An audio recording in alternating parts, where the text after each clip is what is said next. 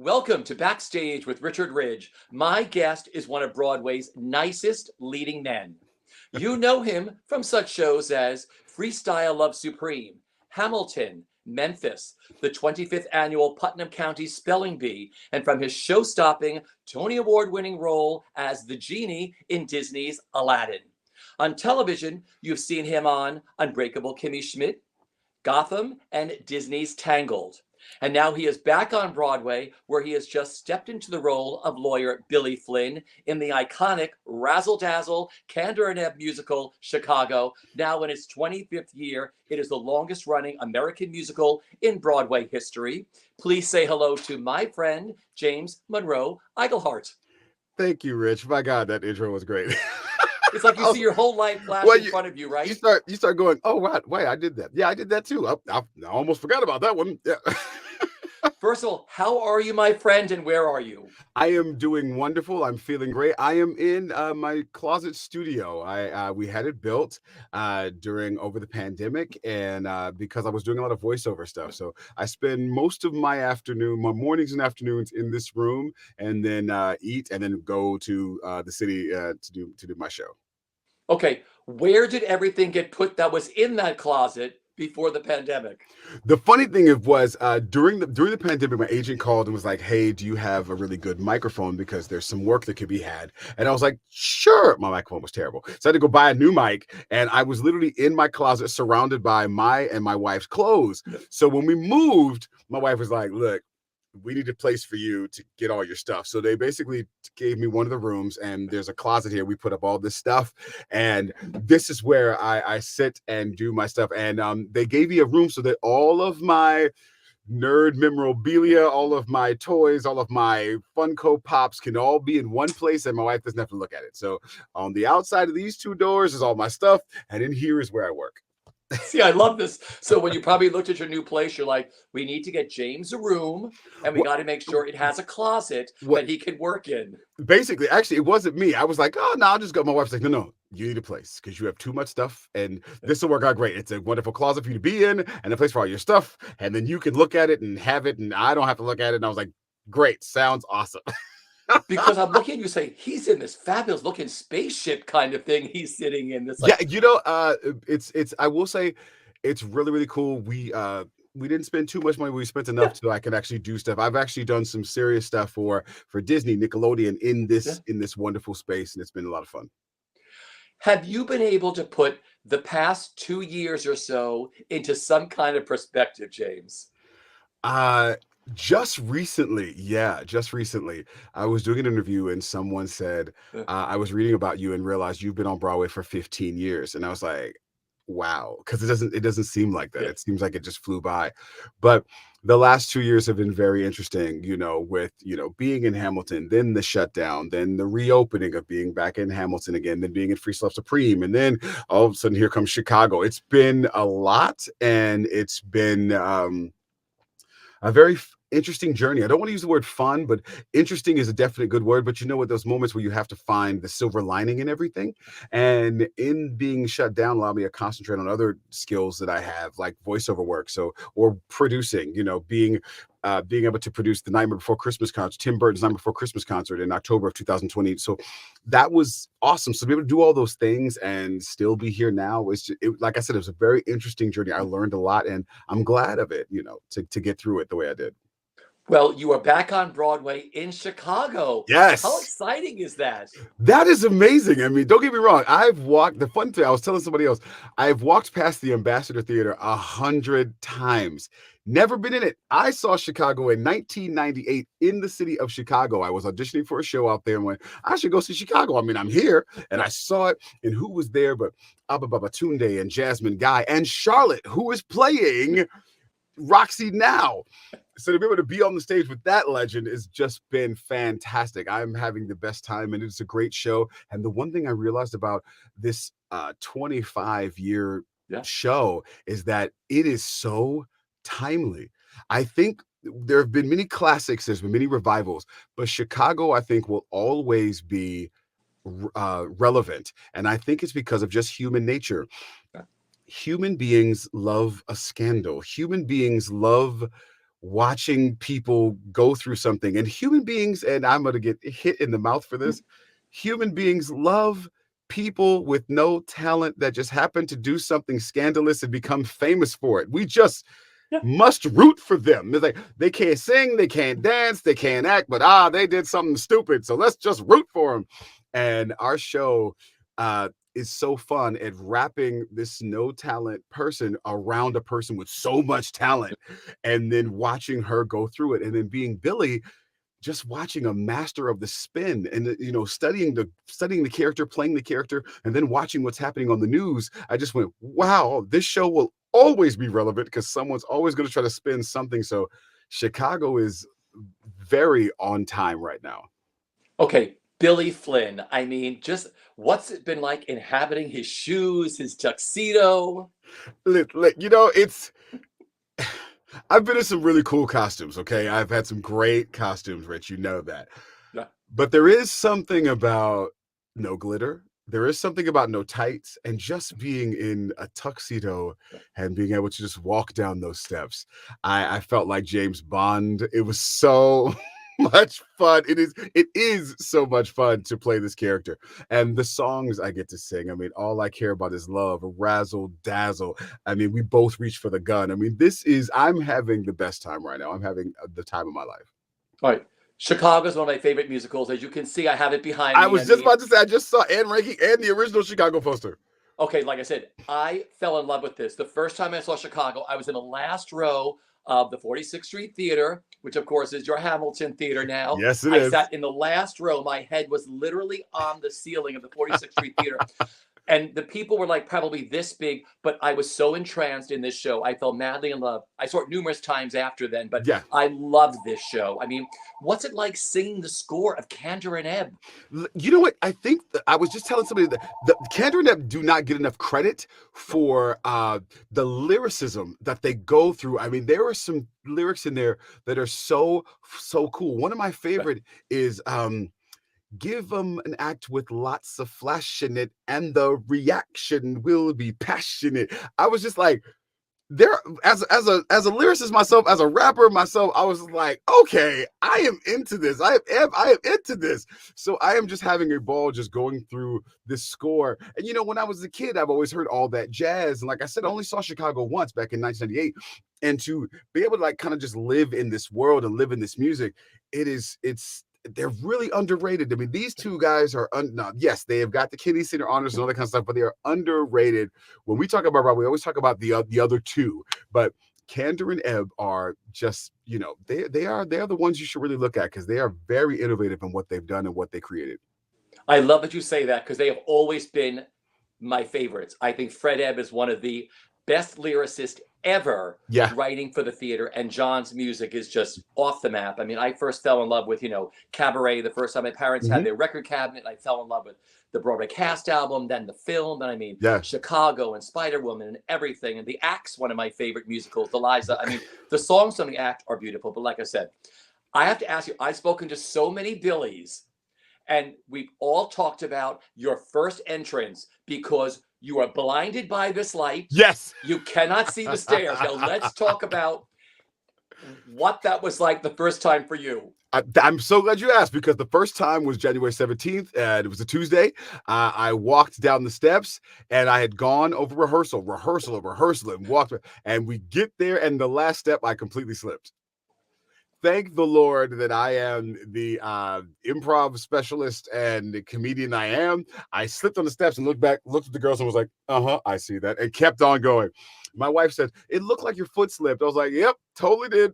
So I'm good now. I swear the last couple of shows I've been perfect. But boy, that first step I was looking at the audience. I wasn't looking down. And what you have to do is you have to like look at the audience, look down, look at the audience, look down, and back to the audience. If you do it that way, but if you try to look at the audience, you might be in the pit.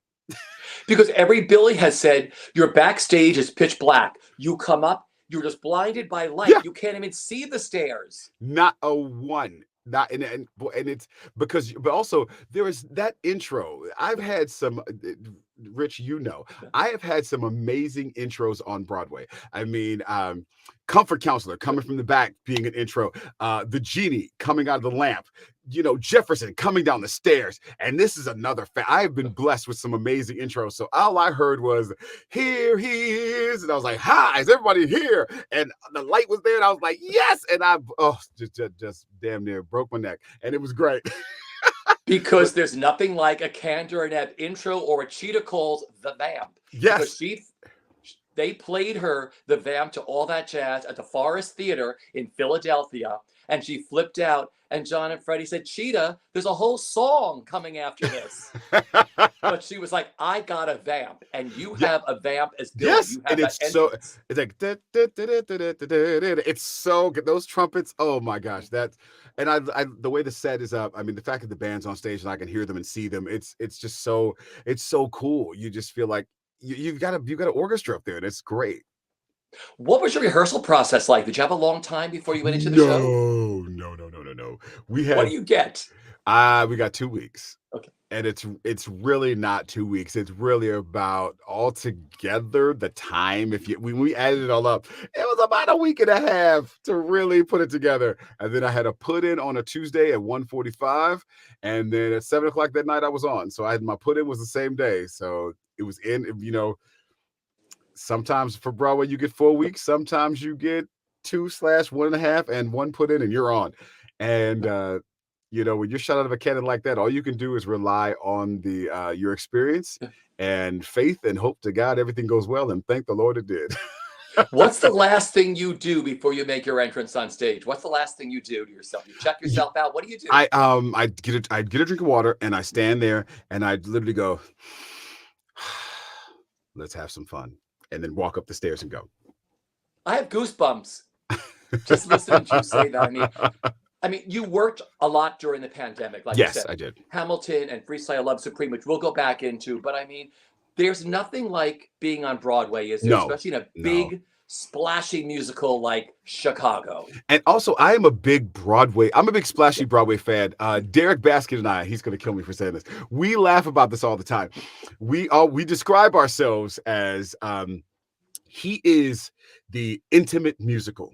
Derek Baskin is the intimate musical. He is the small story. Let's get into the emotion, the life, what's going on. And I am literally the glitter and going, Broadway. And he knows it. And we always laugh. And when I told him I was in Chicago, he was like, oh, you are living. I'm like, dude, when the trumpets hit and the lights hit, I'm like, yes. This is, I was thinking as a kid, you watch AMC and all those movie musicals. So being in this show, I am living my life. It's been a long time since I've been in a traditional Broadway show, and I am having the best time. Yeah, because this is a traditional. Yeah. You've had big splashy openings in all the shows you've my done. Gosh, yes. Splashy entrances.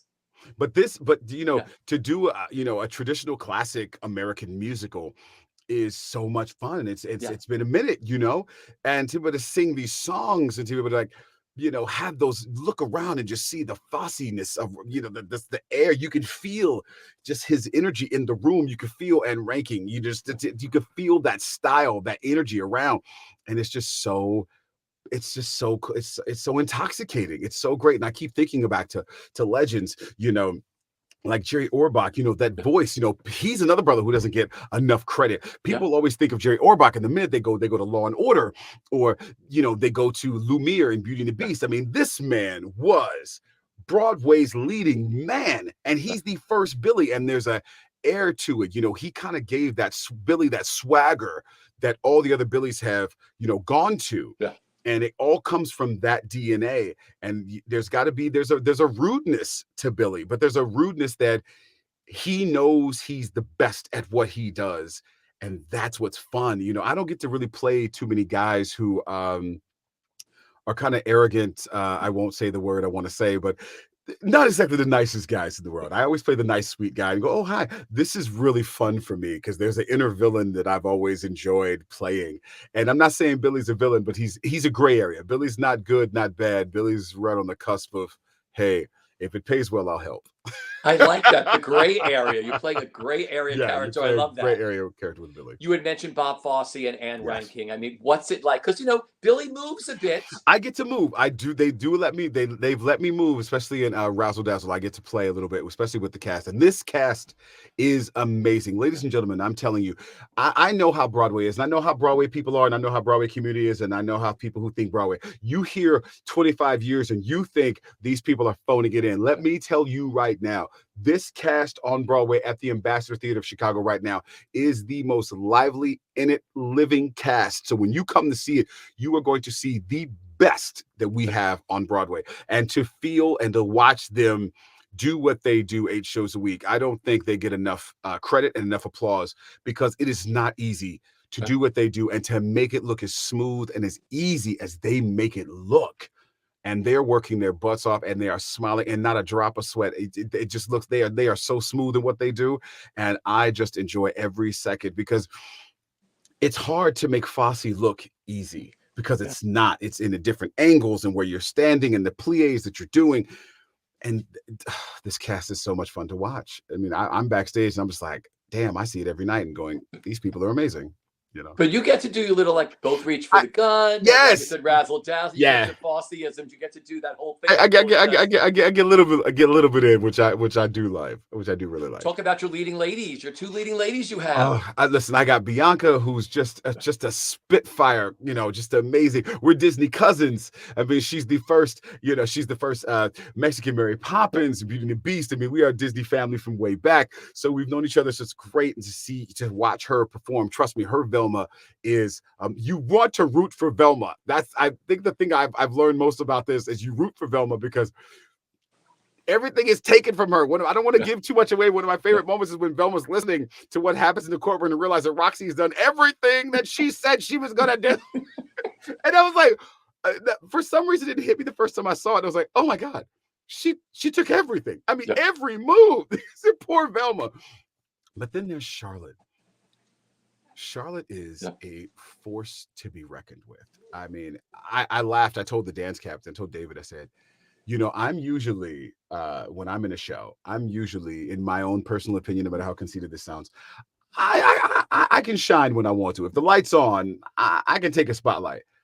Charlotte is so, I'll just say it's so badass. It's amazing. And I looked at him, I said, oh, you know, I was rehearsing Billy really, like, you know, close to the chest, and real. I said, oh, I'm gonna have to come up. He said, what? I said, I didn't think I was gonna bring James to this. I was gonna play a character. I said, but I am playing a character. But James is definitely gonna come through when I'm with Charlotte, because I mean, I told her, I said, I'm not gonna let you outshine me. It is your show. I said, but when we're together, we're gonna shine together.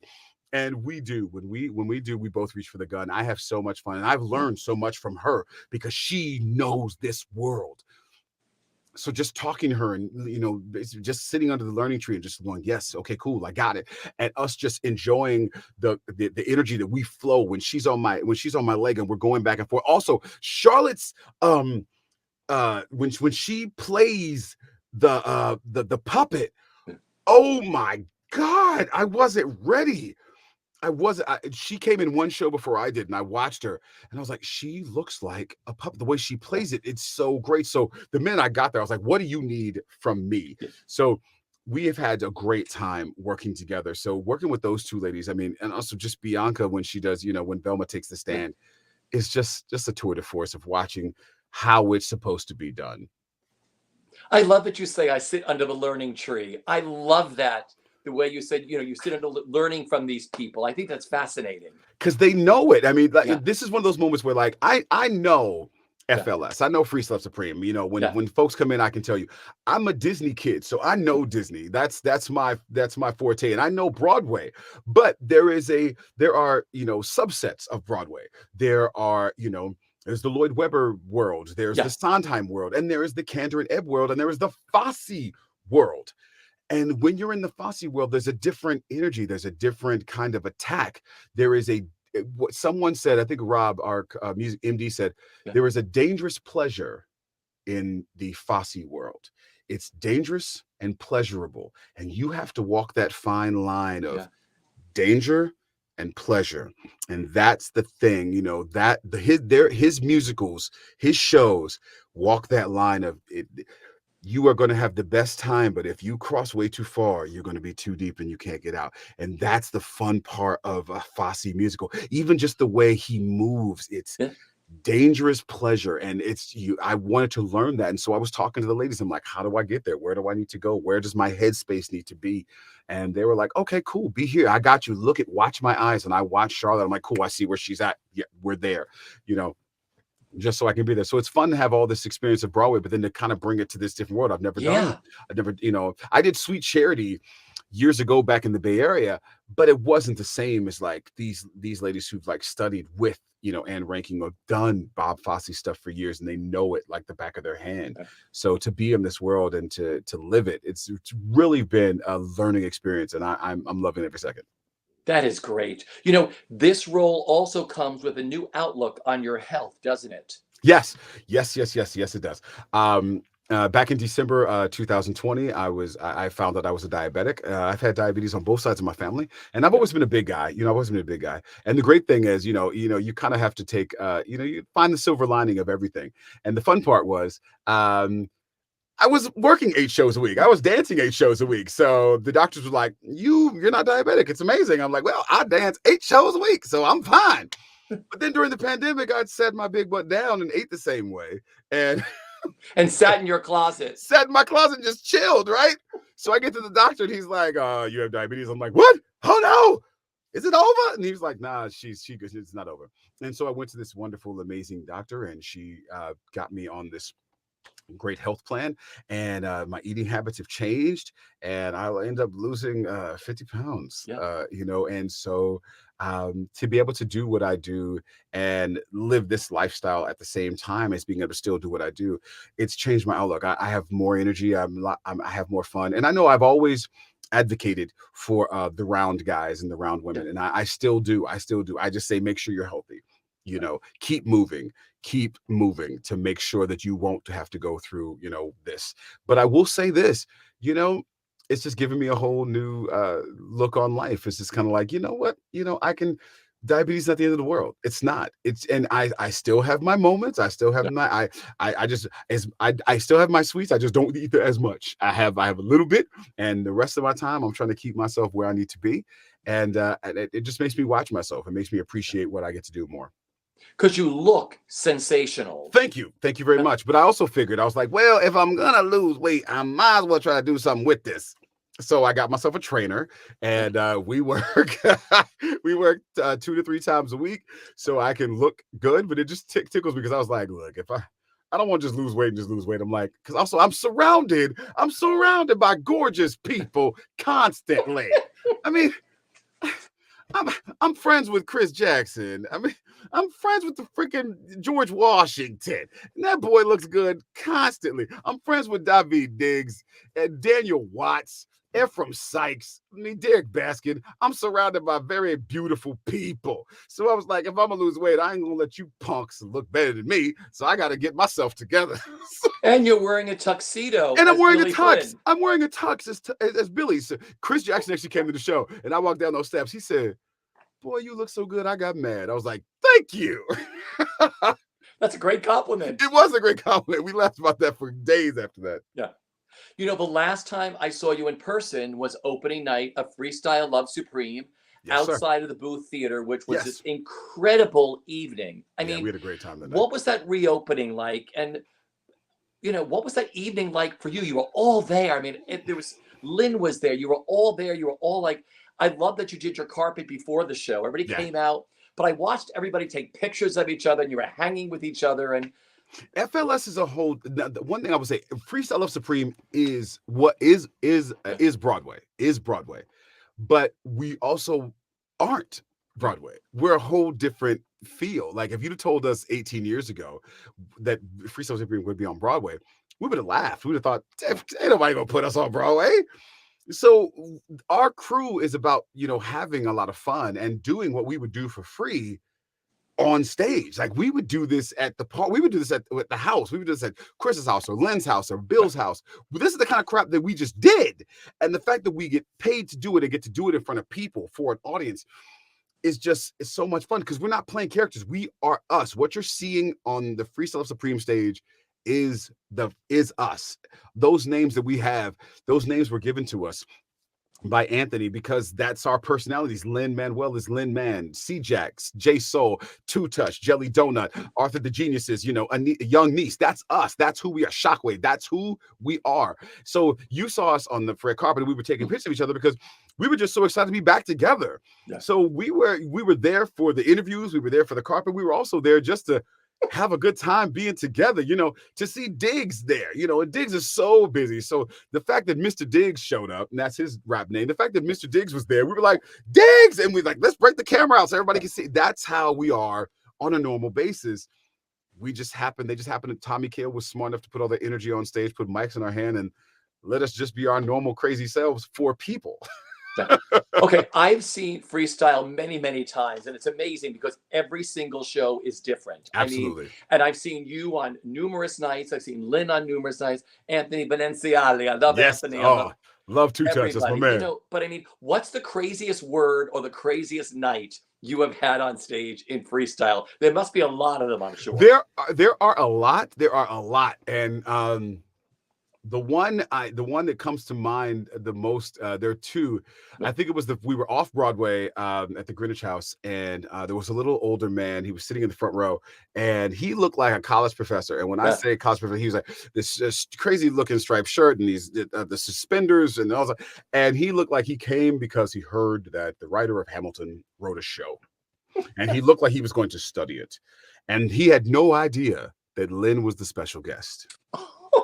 And we did our intro and we got ready for Foundations of Freestyle. And as always, Anthony says, and then we add the MC, and Lynn came out. And this man went from, I am so excited to be here, to, he grabs his hair and begins to pull his hair up. So by the end, his hair is just sticking up. And I am watching him in hysterics because I'm looking over his shock. I'm like, this dude is tripping out. And it was crazy and watching it. But the other thing, I can't say, we have some wild nights. Yeah. And I will just say that there's been some people who have given way too much information to us. And those nights, we had a night where a young man told a story about something that happened, and he was caught by his mother. And his mother was sitting right next to him as he told the story. And when Anthony said, so the great thing is your mom's not here. He goes, no, she's right here. And we looked over and she was like, I'm right here. And the fact that she was like, I can't believe my grown son is telling the story to 800 people. Yeah. And at that moment, the place just exploded because their poor mom knew what we were about to do. And we had to recreate this crazy, uncomfortable moment. And the son is loving it, and the mom is just mortified, but also having a great time. And of course, we exaggerate, and of course, we blew it up to the biggest possible thing it could possibly be. And it was just so much fun. And we left the stage going, oh my God, they're never going to forget this night. And sure enough, after the show, the mom came back and she said, that was a crazy day for me. And I was kind of embarrassed by it. But tonight, thank you. You just made a whole different way. And we get that a lot of just taking these crazy, uncomfortable moments and making them into something. And it's been fun. I will always go back to Freestyle Supreme because that's the place where I feel the most comfortable, and that's the place where I let myself go because there is no script, there is no net. You just go, and I love being on stage and just making stuff up. That's so much fun for me because the audience is right with you. They're a part of the show, and that there's nothing like that. Yeah, because I've been to early shows and I've been to the late shows. Some of those late shows, I'm like, whoa. yeah. So you're like, it's always fun. We're like, oh, 5 o'clock, great. 9 o'clock, you're like, and we've started. And one night I was there, I was sitting next to a couple who had been to the show, like, I don't know, like they've seen, I've seen it like 45 times. They're like, this is my 46th time seeing the show. And it was like they were seeing it for the first time. Yeah. And the great thing, I will say this, the FLS fans are some of the most loyal people in the world, because my first night of Chicago, the whole first row was the Freestyle of Supreme fans. Wow. The ladies who had come the 46, 76, 75 times, those 6 ladies were in the front row at Chicago, and they said, "We just wanted to be here to support you," and I can't thank them enough. I thank you, ladies. You guys made my night. That's amazing. Yeah. That's what the theater does. That's what the theater community is like. You know what? Once you have your fans, they support you forever. Yeah, and they said we had never seen Chicago, and you were in it. We said we're going, and they all came on the same night, which was That's wild. oh You know, you of course rose to Broadway stardom with your Tony Award-winning role of the genie in the musical Disney's musical classic Aladdin. yes. What did that role and that show mean to you, both personally and professionally? Professionally, one of the cool things was that everybody learned how to say Iglehart. I'll never forget that. Totally. And once before it was Iglehart or Iglehart or something weird, and the minute I came out as genie, it was like, "Oh, Iglehart!" I was like, "Hey, everybody can pronounce my name. This is great." And also professionally, and it just basically, I was on Broadway for a long time, but there's moments where I think it's about paying your dues, Yeah. doing great shows, but finding that perfect moment where preparation, the right show, and a little bit of luck and the right timing all just hit at the same time. And that's what happened in 2014 with Aladdin. And it just kind of went, it was like my coming out party. Yeah. It was like, here he is. And the Broadway community has always embraced me. But at that moment, it was like, I looked around and the people I was with were the legends that I've always looked up to, and they knew who I was. And it's like, instead of them looking at me going, no, they embraced me like, young man, we've been watching you. You made it. Come on, let's go and let's do things. And I was like, wow, just to be a part of that was just fantastic. But personally, I have been a Disney fan since I was a little kid. And since the first time my dad took me to go see Jungle Book at the drive-in, and I always wanted to be a part of the Disney family. And when I saw Aladdin when I was 17, I always wanted to do it. I mean, I had the cassette tape. I had 2 cassette tapes. I had the CD, I had the VHS, the DVD. And then to be able to be a part of the Blu-ray special disc, I had the VHS with all with all the stuff of, Robin doing the voices. And then there I am with Adam and Courtney and Tom Schumacher. And we're on when people buy the Blu-ray, they see us. Oh, just nuts. So personally, it was just one of those dreams that I had always wished it would happen. And it did. I mean, I literally got a wish come true to do that. And then that door, both personally and professionally, opened up a door for me to be a part of Rapunzel's Tangled Adventures. So now I am a Disney voice, and I've done other things for Disney Junior. I did a cartoon called Vampirina. And so I've done a bunch, and I'm doing other things for Disney cartoons right now for the Disney Channel and stuff like that. But it was that show that opened the door that let the other departments of Disney go, oh, well, who's that guy? I got to sing Oogie Boogie for Danny Elfman at D23 in Disneyland for the Legends ceremony. So he was given the Disney Legends Award, and I got to sing Oogie Boogie for him.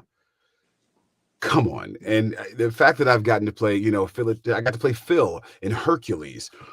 So I'm so this Disney family that I always loved when I was a kid, I'm a part of. And the crazy thing is, just a few, I don't know when this is going to air, but just a couple of weeks ago, my family and we all went to Disney World. And the kids went, and Don and I had to get back because I had to get back for rehearsal for Chicago. And the next day, the kids called me and they said, it was really weird, Uncle. And I said, what happened? They were like, we're in Epcot. We're walking past the pavilion, and your voice is on. And they looked up, and Disney Broadway was there to perform. But while they were waiting for the show to start, they were playing Disney songs. And my voice is playing over the park of Disney World. And they looked up, and there is my picture and me dancing in Disney World. And I was like, when they called me, Rich, I broke down. I broke because I was like, I remember walking in Disneyland myself going, someday my voice will be here. I remember walking in Disney World, in downtown Disney. And my wife and I were shopping at the Emporium, World Emporium, big store. And Friend Like Me came on. I couldn't believe it. I could not believe it. I was at a mall in New Jersey at the Lego store, and somebody had Sirius XM Broadway on, and Friend Like Me came on. And I was like, my voice is on. I'm on the Disney list of songs. What?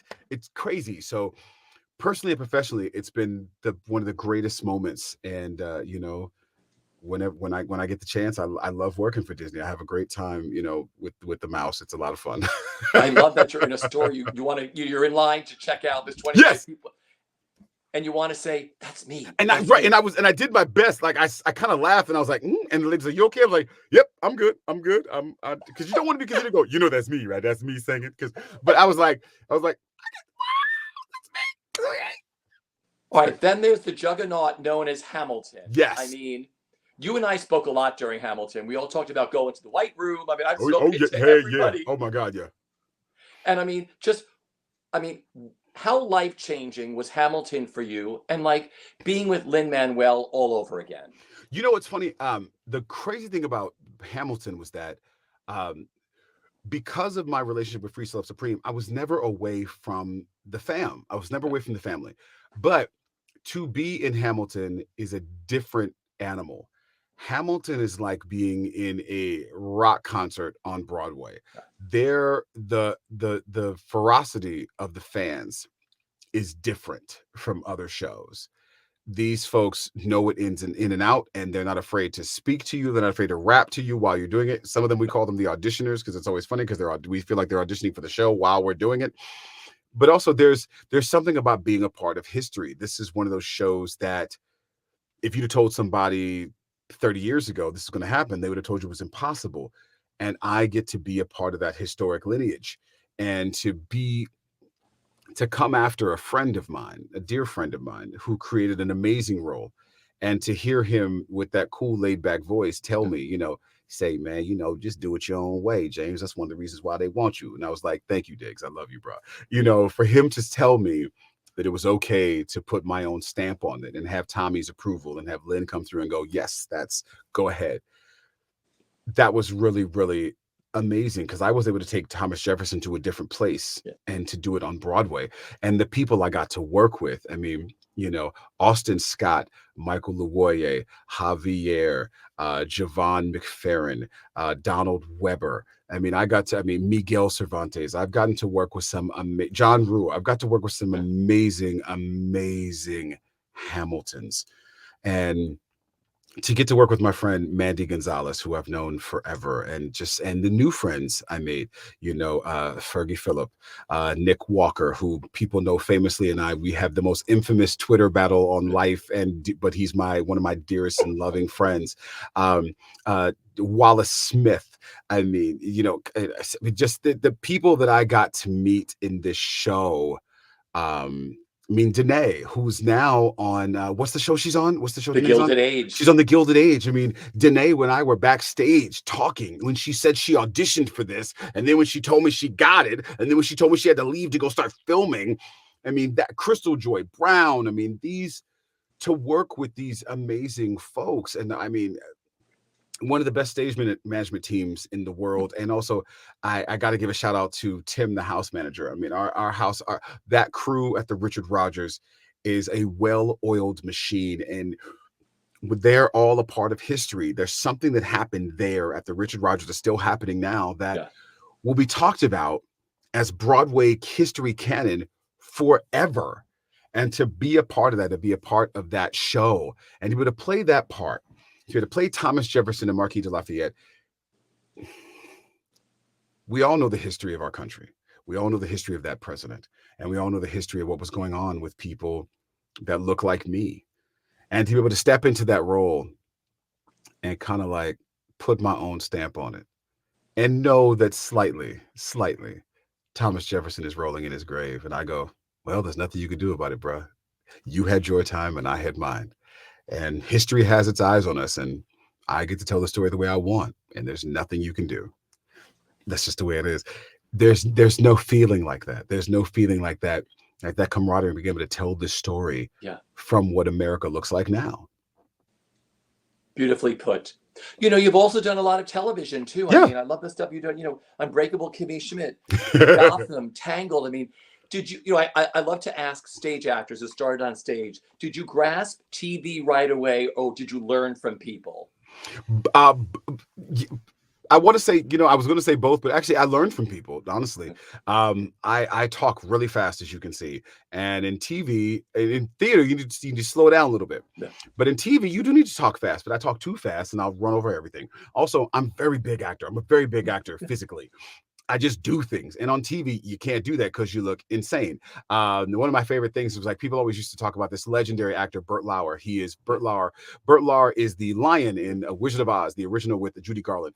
And people said he fits so well as the lion because he was in costume. But when he wasn't, to see Burt Lauer without the costume was a lot coming at you.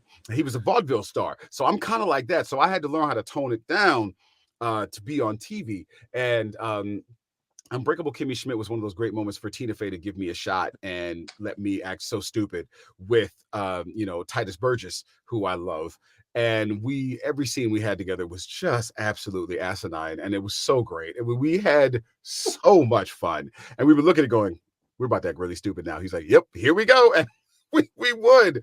And then, but to get to, to do the Unbreakable Kimmy Schmidt, and then also be able to lend my voice to Tangled, of course, there's Zachary Levi and I got to work together in the studio one time and just kind of riff off each other. And it was so much fun to be able to sing with Mandy Moore and Jeremy Jordan, who's a friend of mine, and just be able to do this show.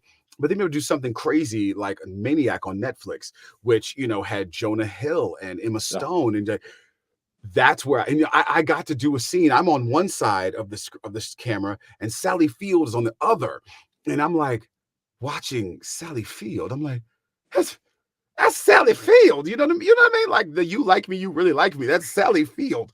So it was one of those moments where I was learning as I got to go. And then the one time I actually felt like I'd finally done what I was supposed to do as a New York actor, I got to do Law and Order SVU. And I got to act with, I got to act with Ice-T. I got to act with Ice-T. I went to Ice-T's concert in Oakland, California when I was 15 years old. And I'll never forget the LA player MC Ice-T, to be able to do that and to just and also her name is skipping my name and I know it shouldn't. She's the star of SVU and Mariska Hargitay. Mariska Hargitay. Mila Kunis was in my head. I'm like, it's not Mila Kunis, not Mila. And Mariska Hargitay, I got a scene with Mariska and we were laughing because she's the biggest. It's her and Rosie O'Donnell. Her and Rosie O'Donnell are the biggest Hamilton fans. And they've been going back and forth over who's seen it more. And they both know it. But Mariska is the one that got to be the narrator of the book, of the audio book. And Mariska and I were backstage, on the set, and we were rapping and we were talking and laughing about Hamilton. And just all I kept thinking was, I've watched this woman for years do this show that just happens to, and you talk about, bringing it all back full circle. There she is on Law and Order SVU, a show that was started by Jerry Orbach, who created Billy Flynn. And here I am playing Billy Flynn. It's like these moments of my life, my journey of being of entertainment fan, hitting in these different places, but also somehow evolving in this one crazy circle. So being able to be on television and learning from these folks, just kind of like watching them do what they do, and then be able to get back on Broadway and go, holy crap, I'm a part of the history of the guy who created this role with that. So it's awesome. See, Mariska Hargitay, I love because Jane Mansfield, her mom, is one of my all-time favorite actresses, and we just watched her dad, Nicky Hargitay. Preston and I watched a movie of his yesterday. Blood Pit of Horror. We just watched a big Mickey movie yesterday. Mariska just, when you think about where she's come from, what she's done, she went from being the lead on the show to the executive producer on the show to the main star of the show. I mean, come on. She has done what everybody has hoped and wished to do. So to be able to be in that situation with her and just be around that was great. And I got to sit back and again, a learning tree moment. We were on set and I made a statement and Ice-T said, yo, it's like this. And he starts just regaling this history of hip hop. I told him I told him I was a part of Freestyle the Supreme. He goes, oh, I know about that. And he starts talking about just hip hop. And I got to tell him, I said, I hope this doesn't make you feel crazy. He was like, crazy. The fact that I'm still alive and people still know who I am makes me feel great. Because the fact I got to see him live when he was at the height of his rap career, and then just work with him at the height of his television career. Yeah, I'm learning from the best here. I love that. To be on the set, like you said, with your idol who you had seen at 15 years old, to be Yes. with Mariska. I mean, Mariska's husband, I've known her husband, Peter Herman, forever. He's the nicest guy in the world. I Yes, mean, he is. Yeah. he's really sweet. Okay, just, as we're wrapping up here, Sure. with live theater finding its way back, I mean, what does it mean the most to you to, like, be on Broadway and to be back in Chicago, and how safe the theater is, one of the safest places to be You right know, now. I think people need to realize that yes, the theater is one of the safest places because everybody there is vaccinated. Yeah. Everybody there is boosted. Everybody that's working there has to be. So we're safe. And everybody coming in has got to be too. So if you want to come to one of the safest places where you're pretty much cool to be okay, it's inside one of the Broadway houses because we all have to do what needs to be done to do what we do. Because we are singing each other's faces, we're dancing each other's faces, talking to each other. We have to make sure the other is all right. This is a symbiotic relationship. We have to work together. So in order to do what we have to do, we have to take care of the other person. So I take care of you, you take care of me, and that's how it works.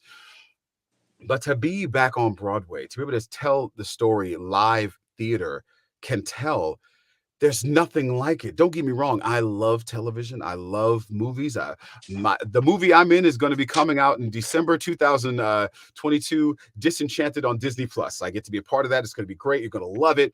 You're going to see some very familiar faces, some Broadway faces that you're going to see. They're going to be great, and it's going to be fantastic. But even all of us talked about, this is great, the camera's great, the music's great, but there's something about the energy of being on stage.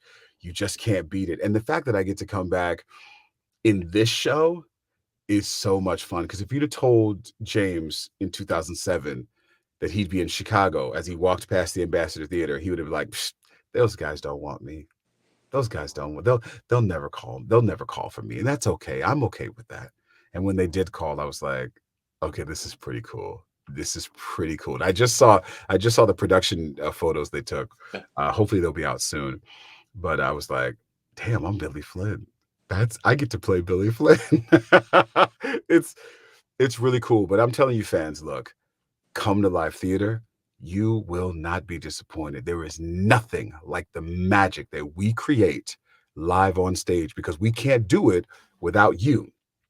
And trust me, there's nothing like being able to scream. You can scream at the screen all you want, but when you get to scream at Hugh Jackman live, it's a whole different experience than screaming at Wolverine than screaming at Professor Harold Hill. It's a whole different experience of screaming at Lance Strongbow in a cartoon and screaming at me and Billy Flynn. It's a whole different experience. And no, before you say anything, I'm not comparing my sexiness to Hugh Jackman, although I am sexy. I know that. But we on different levels of sexy. But hey, I'm working on it. I love that. Well, once again, James Monroe Iglehart is back on Broadway as Billy Flynn in the iconic musical Chicago. And if you buy tickets for Chicago now for any performance through February 28th of 2022, you can either exchange or refund your tickets into any other date until 48 hours before the performance. All right. Tickets are available in person at the Ambassador Theater, or tickets are also available at chicagothemusical.com and at telecharge.com. James, thanks for joining me today. Oh, please, Rich. anytime you call. And I was outside the house right before I came in because I had a shirt and tie planned, and I was like, I don't have time. I have to get on this because, ladies and gentlemen, if you don't know, the best dressed interviewer ever is Richard Ridge. I thank you for that. I said, I'm going to put one of my ties on today and my shirt for James. I tried. I had it. I was like, I don't have time. I got to run. So, it's all great. I have been to every opening you have had on Broadway. I followed I watched your star rise. It is such an honor to say that I've been there for all of these, but you're also one of the nicest people working in this business, besides being one of the most talented. And I will say to that, you are one of the sexiest people. So I'm going to throw you into that group. Thank you very much. With you, Jackman, and everybody else. Thank you, sir. It means so much coming from you, my brother. Thank you. Listen, I'll see you at the Ambassador. Everybody, for all your theater coverage, look no further than BroadwayWorld.com. We'll stay safe, and we'll see you all at the theater. Take care, everybody.